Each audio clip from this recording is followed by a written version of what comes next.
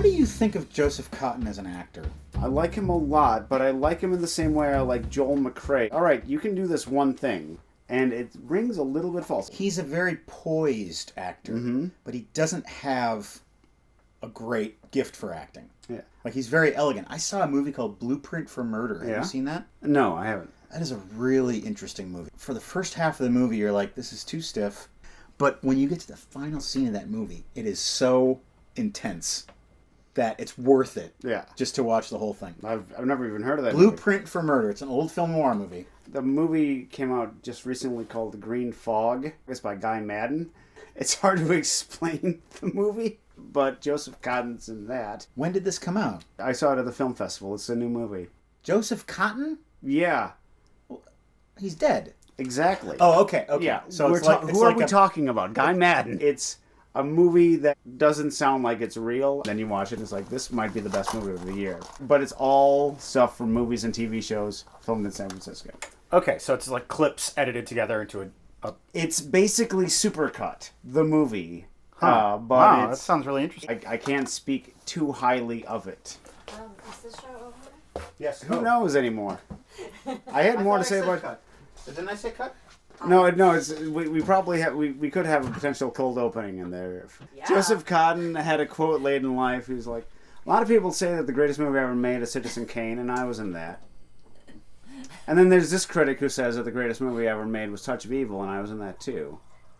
And then this critic says that the greatest movie ever made is A Delicate Balance, and I was in that. So it's clear that I'm the best actor of all time. Why, hello there. Welcome to the unboxing show. We are going to open our mail, things that people send us to our P.O. box, and we're going to thank our donors, people who go to welcometothebasementshow.com and contribute. People like you.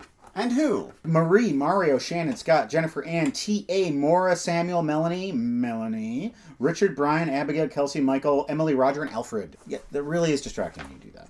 What, this? Yeah, moving around. Distracting to you? Yes. Oh, well, I do it for them. You want to do it again? No, I don't. Let's start off with some postcards. Nice. This is from our buddy T.A. Epley, who says, "Greetings from the Snake River Canyon." Oh. I've been there. I haven't. Here is a little Peter Pan postcard from Graham, who says, "Do you still watch any movies from your childhood?" I know I give this answer a lot, but Young Frankenstein.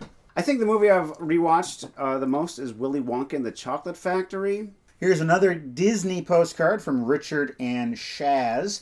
They say, "Do both of you have a film adaptation of a book where you really enjoy both book and film equally?" Yeah, I do. Brokeback Mountain. The key to making a solid movie off of a bit of literature, choose a short story or a novella. You don't have to cut anything, and you just add a little bit of color, and there you're done. Matt Berkey sends this Prince postcard, and he asks, favorite Prince album? When you're someone like me and Craig, who grew up experiencing the Prince phenomena firsthand, you really just need to go with the album that embodies what Prince is to you. And so there's really no answer to this other than Purple Rain. Yeah. It's the first album that I bought with my own money. I bought it from a classmate on vinyl for $3. It's his most solid album. When you're an artist like Prince, who is essentially your own producer, you throw a lot of stuff at the wall. So a lot of Prince deep cuts are not that great. Something you will never say to yourself is, boy, I really feel like listening to Ronnie talk to Russia. Front to back, Purple Rain is just nothing but great songs. Abby Boucher writes, "Greetings from Uzbekistan." Wow, this is a first. She's on a weird business trip. She says she's teaching a film class to first-year undergrads at Aston University in Birmingham, England, and has been using episodes of Welcome to the Basement to supplement their theory every week. Wow. Nothing makes me happier than to hear that. Yes. To know that we're being taught. We're being imprinted into the young goo of impressionable minds. And anyone who wants to make my day, be a professor who is teaching our show. Questions. You send them, we answer them. Bill Greenwood writes, "What's your dream music biopic? I'd love to see one for Bob Mould, based on his autobiography, See a Little Light. He was in Husker Du. He's a semi-uncloseted gay man in the 1980s punk scene. The electronic phase, recent rock comeback would make for a killer dramatic arc." And he also wrote scripts for pro wrestling. And he wrote the theme to The Daily Show. Oh, yeah, there we go. Okay. And that theme was performed by They Might Be Giants. I just found that out recently. What a glorious world we live in. My favorite Michael Winterbottom movie is 24-Hour Party People. Oh, yeah, it's a great one. He knows the 80s. He knows Manchester. I would love to see him do a biopic of the Smiths. They're a complicated band, and I really want to know what made them tick creatively and why they broke up. And you have a couple of borderline geniuses in that band with Morrissey and Johnny Marr. And Steve Coogan, he's not that old yet. He probably could still play Tony Wilson. I would choose the Monks, the American GIs in Berlin who kind of invented punk rock music in 1965. Sure. And no one heard about them for about 30 years. The Monks. Dana Wren asks, which modern actors or actresses do you find to be underrated? Anna Faris. She might be the modern-day Carole Lombard, the finest comedic actress of our age. And she has the worst agent or the worst taste in movies of our age. She came out strong in Scary Movie, but then she kept doing scary movies and she just kind of went on that trajectory. Package time. Oh, Tona's I'm in crazy. lurking around. I'm This is from Empathy Studios. We've heard from them before. This looks like it's from 11 Spot, Hillsboro, North Carolina. Heavenly Hillsboro, the buckle of the Bible belt. Still remember your lines, eh? That's right, that's Inherit the Wind for you.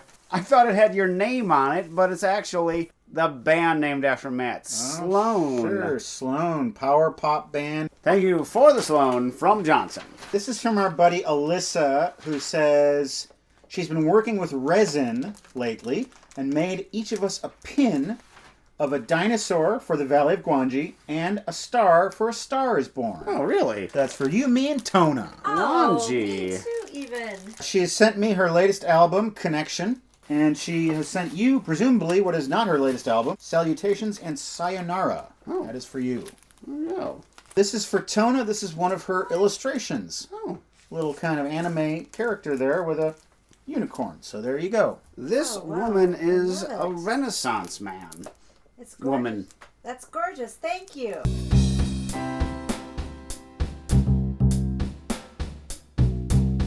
Because I can't face tomorrow, let alone a whole year of this shit. They didn't tell the cameraman where they were filming. It's one of these houses. Oh, it's the woman from Get Out.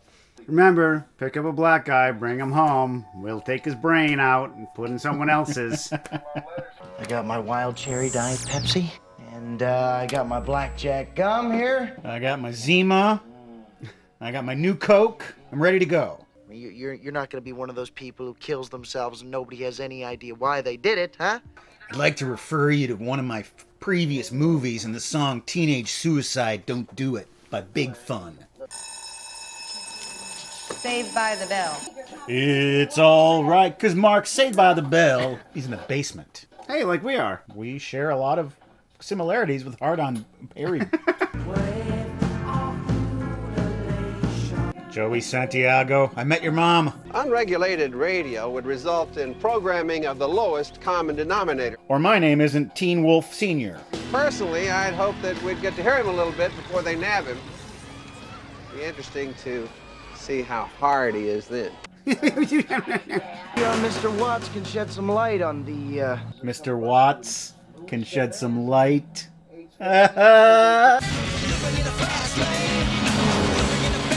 This song is about living in the fast lane. But not in an Eagles type way. Well, I just got a record in the mail, and that happens quite often. And when I get them, I listen to them, and sometimes they are CDs. So I listen to Winnipeg punk band Stretch Marks. Sometimes I think I'm done with punk. There's punk that I love, there's punk that's great, and it's enough.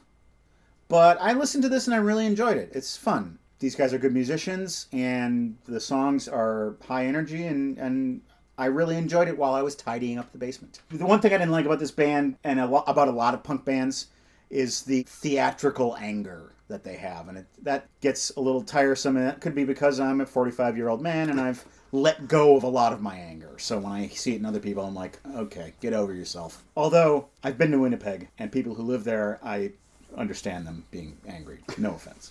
And now, the Ford Report. My quest to watch 13 movies by legendary grizzled filmmaker John Ford in 2018 continues.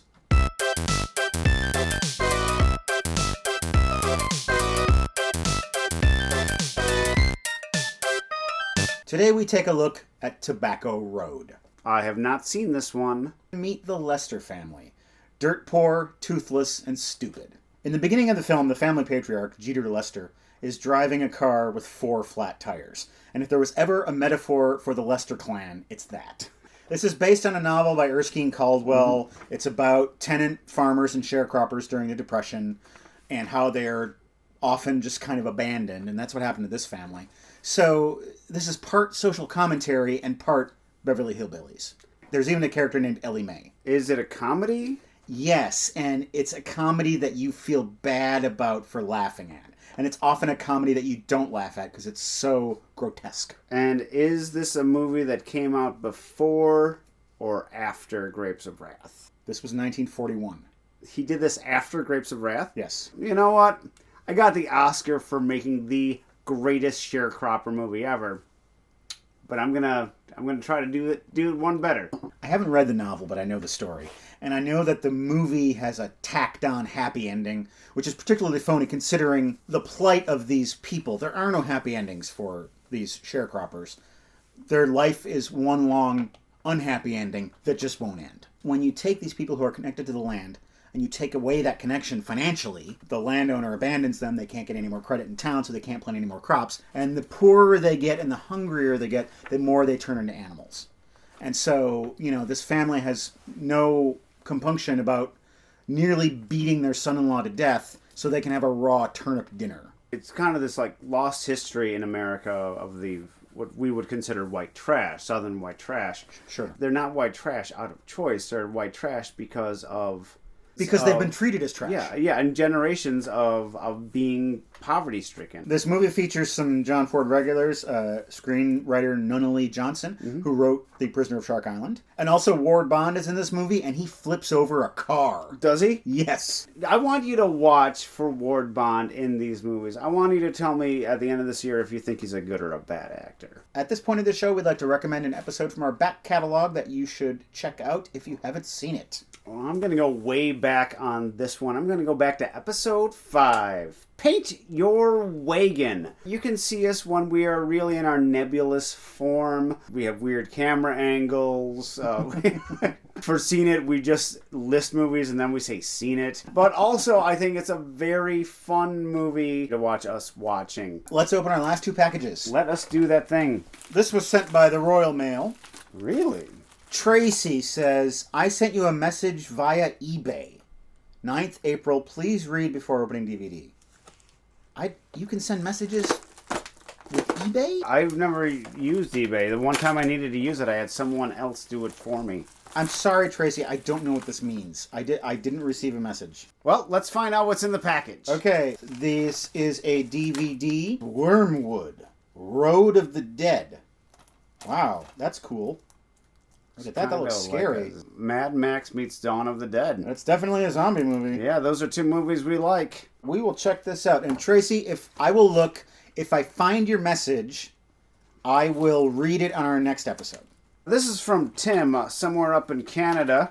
He says, last year I sent you several Canadian films. I enjoyed it so much I've done it again. Here's a selection of both populist and art house films in both English en français.